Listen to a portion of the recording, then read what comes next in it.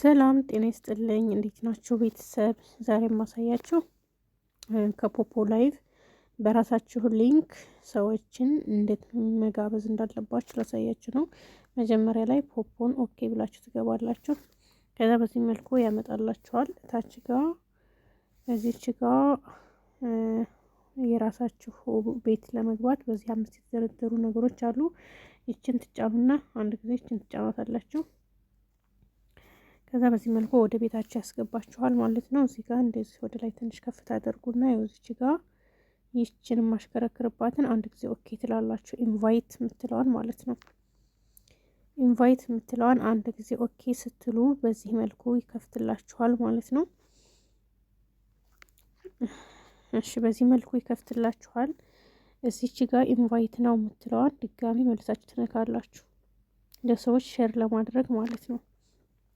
በዚህ መልኩ እነዚህን 5 የተደረደሩ ነገሮች ያመጡላችኋል። እነዚህ 5ቱም ሊንኮች የራሳችሁ ነው ማለት ነው። እናንተ የፈለጋችሁትን አንዱን ሼር የሚለውን ነክታችሁ የምትፈልጉት ሰው በዋትሳፕ ሆነ በቴሌግራም በኢሞም ሆነ በዋትሳፕ መላክ ትችላላችሁ። እኔ ለምሳሌ ይችን ሼር የምትለዋን አንድ ጊዜ ነክታችሁ የመጀመሪያዋን በቴሌግራም ከፈለጋችሁ በቴሌግራም አለበለዚያ ደግሞ በኢሞ ምናምን ከሆነ ሞር የሚለዋን አንድ ጊዜ ትጫናላችሁ ማለት ነው።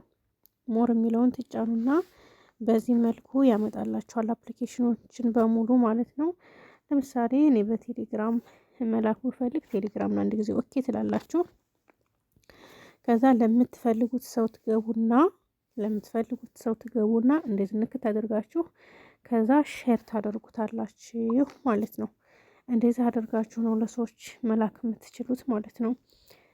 ከዛ እነዛ ሰዎች ይሄንን ኦኬ ብለው ይችን አንድ ጊዜ ጫን ይሉና እንደዚህ ያወርዱታል ማለት ነው።